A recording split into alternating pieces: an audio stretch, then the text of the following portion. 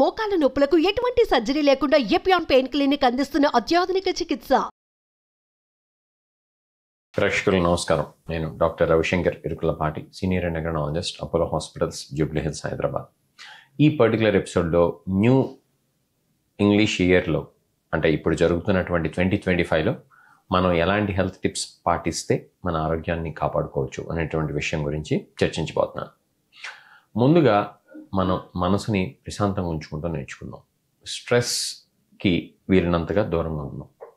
ఏదైనా పరిస్థితుల వల్ల మనకి మెంటల్ స్ట్రెస్ వచ్చినా కూడా మెడిటేషన్ లాంటివి చేసుకోవటం వల్ల మనం మనసుని ప్రశాంతంగా ఉంచుకోవచ్చు.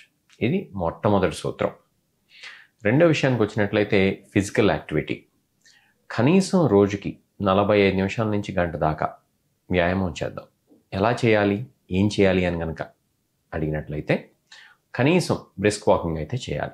ఇంకా కుదిరితే జాగింగ్ చేయటం, లేదా షటిల్ ఆడటం, లేకపోతే జిమ్కి వెళ్ళటం, ఇలా మనకి ఏది ఇష్టమైతే అది రోజు మాత్రం చేసినట్లయితే కనుక మనం శరీరాన్ని, మనసుని కూడా ప్రశాంతంగా ఉంచుకోవచ్చు.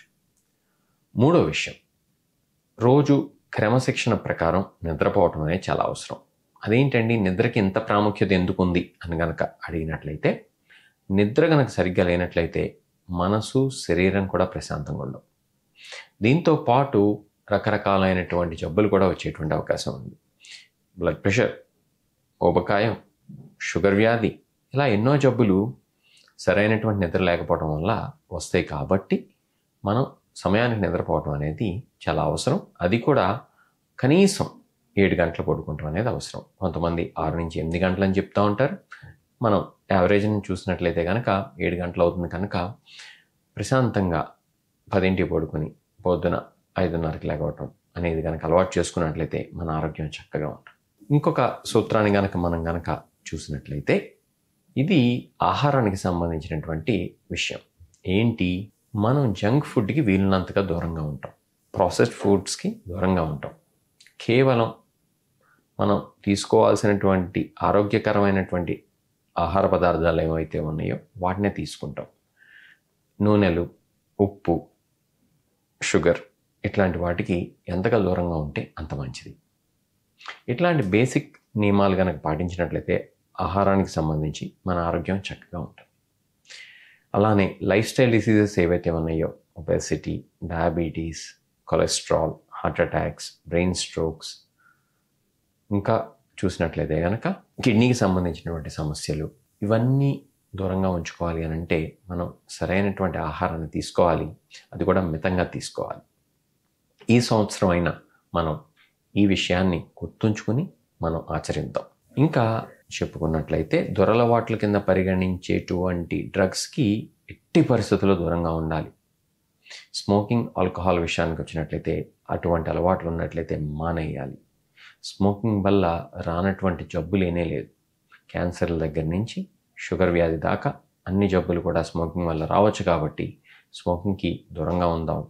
ఈ కొత్త సంవత్సరంలో అయినా సరే మనకి ఆరోగ్యపరంగా మంచి జరిగేటువంటి లక్షణాలు ఏవైతే ఉన్నాయో, అలవాట్లు ఏవైతే ఉన్నాయో వాటిని అవలంబిద్దాం. ఆల్కహాల్ అనేది ఒక ఫ్యాషన్ అయిపోయింది. కానీ మనం సరిగ్గా చూసినట్లయితే ఆల్కహాల్ వల్ల జరగకూడనటువంటి చెడంతా జరుగుతూనే ఉంటుంది. దానివల్ల వచ్చేటువంటి మేలైతే ఏమీ లేదు. మనమేదో సాధించేద్దామని, మనమేదో ఉత్సాహంగా ఉంటామని, మనమేదో పార్టీ చేసుకుంటామని మనం అనుకుంటున్నామే తప్పితే మన శరీరానికైతే చాలా చెడు చేస్తున్నాం ఆల్కహాల్ ద్వారా. కాబట్టి దయచేసి ఆల్కహాల్కి దూరంగా ఉండండి. ఇంకా చివరిగా వచ్చినట్లయితే ఈ డీటాక్స్ అనేది ఇప్పుడు ట్రెండింగ్లో ఉంది. సోషల్ మీడియా డీటాక్స్ అనేది కూడా కొంతవరకు అవసరం. మనకి కేవలం ఏది అవసరం దాన్ని మాత్రమే మనం సోషల్ మీడియాలో చూడాలి తప్పితే ఊరికే ట్రోలింగ్ చేయటం, ఊరికే పనికిమాలిన వీడియోస్ చూడటం, నెగిటివ్ కాంటెంట్, మనకి అవసరం లేనటువంటివి, మన జీవితంలో ఉన్నత స్థాయికి వెళ్ళటానికి ఉపయోగపడేటువంటివి మాత్రమే చూడాలి తప్పితే జీవితంలో పైకి వెళ్ళటానికి ఉపయోగపడినటువంటి కాంటెంట్ చూడాల్సినటువంటి అవసరం లేనే లేదు. వాటి వల్ల నిద్రలు పోగొట్టుకుంటాం, కళ్ళ కిందంతా నల్లగా తెచ్చుకుంటాం, అట్లానే స్ట్రెస్ తెచ్చుకుంటాం, నెగిటివిటీని పెంపొందించుకుంటాం. లాంటివి చేయకూడదు. కాబట్టి అటువంటి కాంటెంట్కి కూడా దూరంగా ఉన్నాం. ఇట్లాంటి బేసిక్ నియమాలు పాటిద్దాం. ఈ కొత్త సంవత్సరాన్ని ఆరోగ్యకరమైనటువంటి సంవత్సరంగా తీర్చిదిద్దుకుందాం. Take care. మీ రవిశంకర్, ఎండోక్రైనాలజిస్ట్.